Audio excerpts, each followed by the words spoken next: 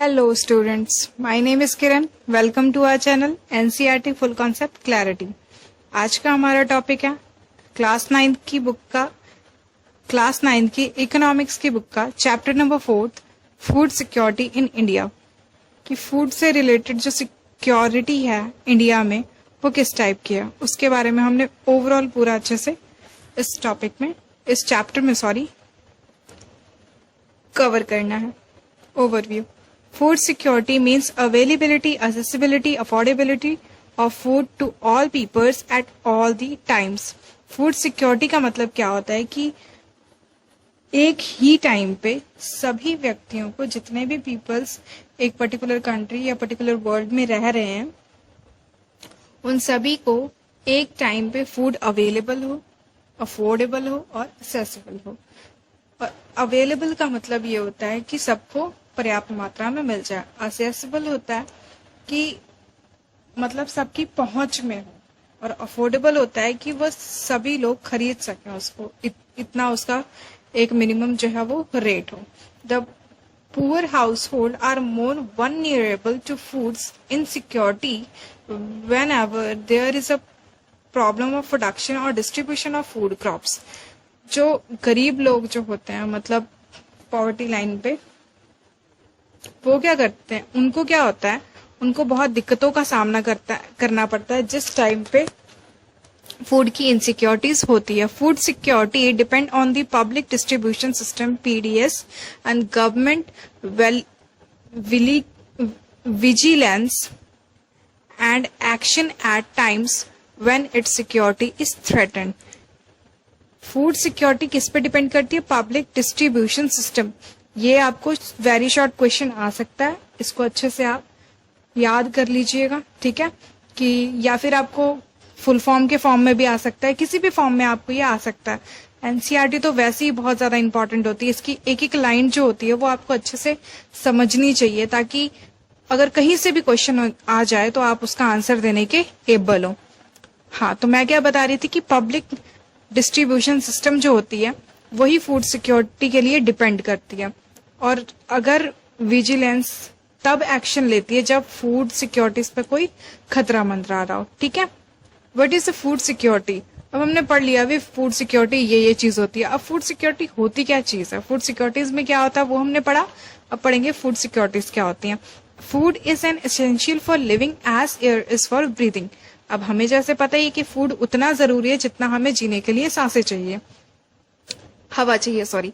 But food security means sometime more than getting to secure meals. और food security का मतलब कई बारी क्या होता है, 2 टाइम के मील से ज्यादा होता है. जैसे food security has following dimension. Food security के डायमेंशन बहुत ज्यादा है. कैसे?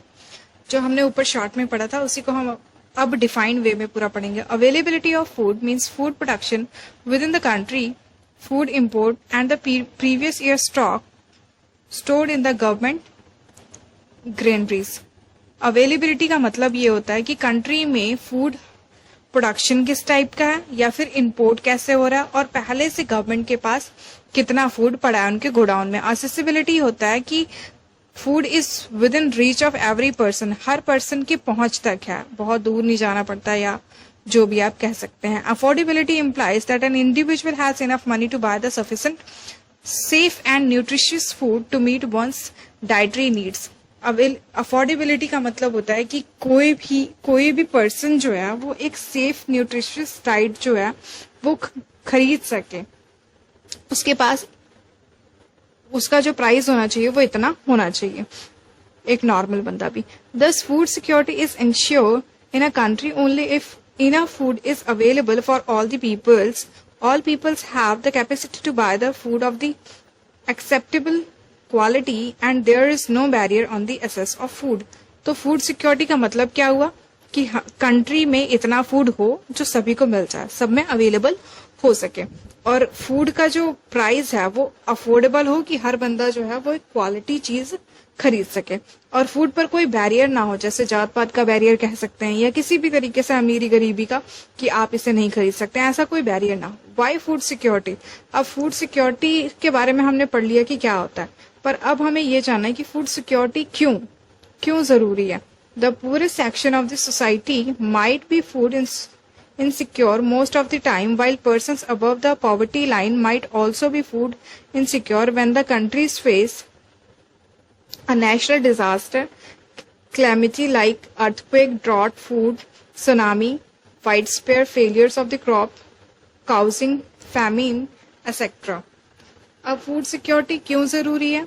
क्योंकि जब ये इस टाइप के नेशनल लेवल पे जो भी डिजास्टर्स होते हैं उस टाइम पे क्या होता है कि जो ज्यादा मतलब पावरफुल जो लोग होते हैं, जो गरीब नहीं होते, मतलब सोसाइटी में उनका अच्छा नाम होता है, उनको तो फूड मिल जाता है, लेकिन जो गरीब लोग होते हैं वो इस टाइम पे फूड नहीं अफोर्ड कर पाते. क्यों नहीं अफोर्ड कर पाते, अब हम वो भी देखते हैं. How is food in security affected during a calamity? अब फूड सिक्योरिटी को कैसे अफेक्ट करता है जब कोई भी दुर्घटना होती है, कोई भी नेशनल डिजास्टर होता है? Due to a natural calamity, state droughts, total production of the food grain decrease. कोई भी अगर नेशनल लेवल पे क्लैमिटी आ जाती है, कोई भी मतलब आपदा आ जाती है, तो मान लो जैसे सूखे की आपदा आ गई है, तो क्या होगा कि फूड ग्रेन्स डिक्रीज हो जाएगी, मतलब अनाज उगना क्या होगा, कम हो जाएगा. It creates a shortage of food in the affected areas. और आसपास के जो एरिया में क्या होगा, फूड की शॉर्टेज हो जाएगी. और due to the shortage of the food the price goes up. और अगर शॉर्टेज होती है तो प्राइस क्या होंगे, अपने आप अप हो जाएंगे. At the high price some peoples can not afford to buy this food. अब अगर प्राइसेस जो हाई हो जाएंगे, लोगों की इनकम तो उतनी ही है, ठीक है, तो वो क्या करेंगे, वो इस फूड को खरीद नहीं पाएंगे. In such calamity happen in a very wide spare area और stretches over a long time period. It may cause a situation of starvation. अगर यही आपदा जो है ये बहुत लंबे समय तक बहुत ज्यादा फैल जाए और बहुत लंबे समय तक रहे, तो इसको क्या बोलेंगे, ये जो सिचुएशन क्रिएट होती है इसको बोलते हैं हम स्टारवेशन, मतलब भूखमरी जिसे बोलते हैं. A massive starvation might take a turn of famine. और ये जो स्टारवेशन होते हैं ये एक फैमिन में बदल जाती है. फैमिन का मतलब होता है अकाल आ जाना. A famine is a characterized by wide spread that due to the starvation and epidemic caused by the forced use of contaminating water and decaying food and loss of body resistance due to the weakening of starvation.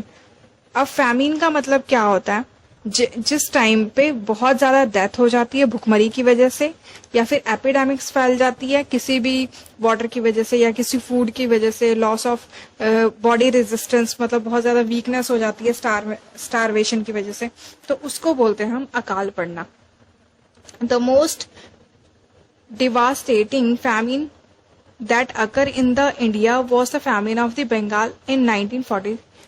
बहुत ज्यादा जो दर्दनाक मतलब एक famine हुआ था, अकाल आया था, कब, 1943 में बंगाल में आया था. वो कैसा था, this famine kill 30 lakh people in the province of Bengal. Bengal में क्या हुआ था कि 30 लाख लोग, पीपल्स जो थे, वो इस फैमिन में, इस अकाल में क्या हुए थे, मर गए थे. ये है, do you know who were affected the most by the famine? क्या आप जानते हैं कौन ज्यादा फैमिन में अफेक्टेड होता है? एग्रीकल्चर लेबर, जो खेती बाड़ी के जो लेबर्स होते हैं, लैंडलेस लेबर, वो फिशरमैन जो मछलियां पालते हैं, ट्रांसपोर्ट वर्कर हैं, other casual labourers who affected the most by the dramatically increase the price of rice. They were the one who dies in this famine. और यही सब होते हैं क्योंकि इनके पास तनख्वाह, तो इनकी जो डेली वेज जो होती है वो तो उतनी ही रहती है, बट क्या होता है कि अगर प्राइस इंक्रीज हो जाते हैं फूड के किसी भी वजह से, रिसेंट मतलब बिल्कुल अचानक से ही अगर प्राइस इंक्रीज हो जाते हैं, तो क्या होता है, फैमिन में यही लोग जो होते हैं वो ज्यादा मरते हैं क्योंकि ये अपने लिए फूड नहीं इकट्ठा कर पाते, इनके पास इतना पैसा ही नहीं होता. आज का टॉपिक यहीं पे खत्म होता है. इससे आगे जो भी टॉपिक्स हैं वो हम अगली नेक्स्ट वीडियो में करेंगे. Thanks for watching this video.